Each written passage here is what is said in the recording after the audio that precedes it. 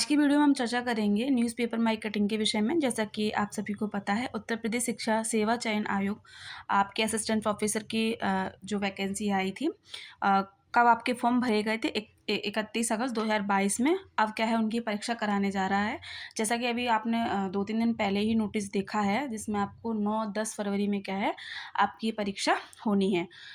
फिर उसके बाद टीजीटी पीजीटी में जिन अभ्यर्थियों ने आवेदन किए हैं उनकी परीक्षाएं होंगी, है ना। तो देखिए आज क्या नोटिस है कि जैसा कि आप सभी को पता है कि पहले जो परीक्षाएं होती थी असिस्टेंट प्रोफेसर की, तो उनका जो परीक्षा केंद्र बनता था वो इलाहाबाद बनता था, है ना।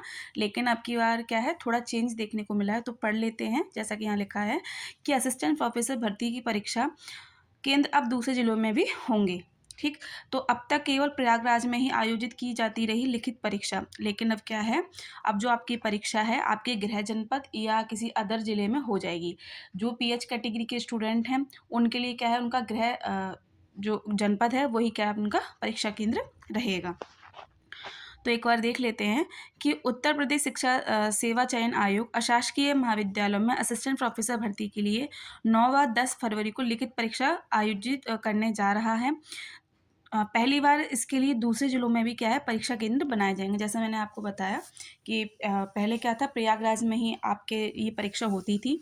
तो यहाँ पर लिखा है कि इस भर्ती के लिए 31 अगस्त 2022 तक का आवेदन लिए गए थे। पहली ये परीक्षा उत्तर प्रदेश उच्चतर शिक्षा सेवा आयोग कराता था, यानी कि पहले दूसरा आयोग कराता था, लेकिन उसके बाद क्या है, उत्तर प्रदेश शिक्षा सेवा चयन आयोग का गठन हुआ और उसके अंतर्गत क्या है, ये सारी परीक्षाएं इनके अंडर में चली गई।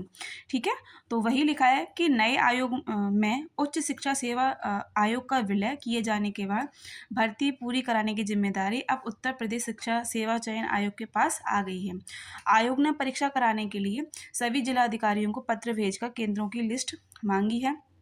अब यहाँ पर देखिए ब्यौरा भी दिया है इन्होंने कि अशासकीय महाविद्यालयों में असिस्टेंट प्रोफेसर के 1017 पदों पर भर्ती के लिए तकरीबन 1,14,000, ठीक है, अभ्यर्थियों ने क्या है, आवेदन किए हैं।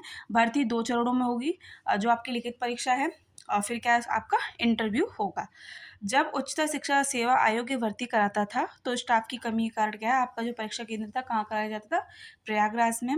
लेकिन अब क्या है, जो आपका परीक्षा होगी तो आपके गृह जनपद में होगी। ठीक है, और वही बात इन्होंने यहाँ लिखी है कि महिला अभ्यर्थियों को उनके गृह जनपद से इतर उसी मंडल के किसी दूसरे जिले में केंद्र आवंटित किए जाएंगे।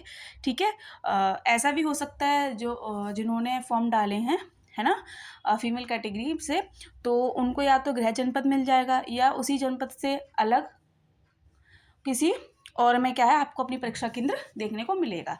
लेकिन यहाँ पर जो पीएच कैटेगरी के जो पीएच कैटेगरी के जो स्टूडेंट हैं उन्हें क्या है, उनका गृह जनपद ही मिलेगा। ठीक, तो ये उनके लिए काफ़ी अच्छी बात है।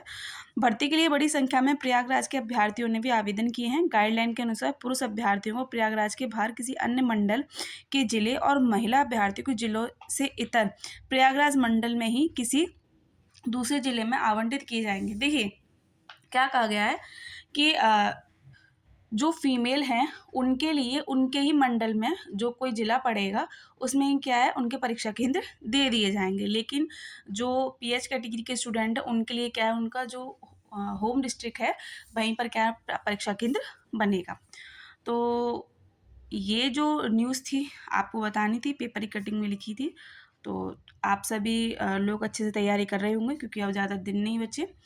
9 या 10 को क्या है, आपकी परीक्षा हो जाएगी। फिर जिन्होंने पीजीटी के लिए फॉर्म फिल किया है फिर उनकी परीक्षा देखने को जल्दी ही मिलेगी। तो बने रहे अपने चैनल के साथ। बहुत बहुत धन्यवाद।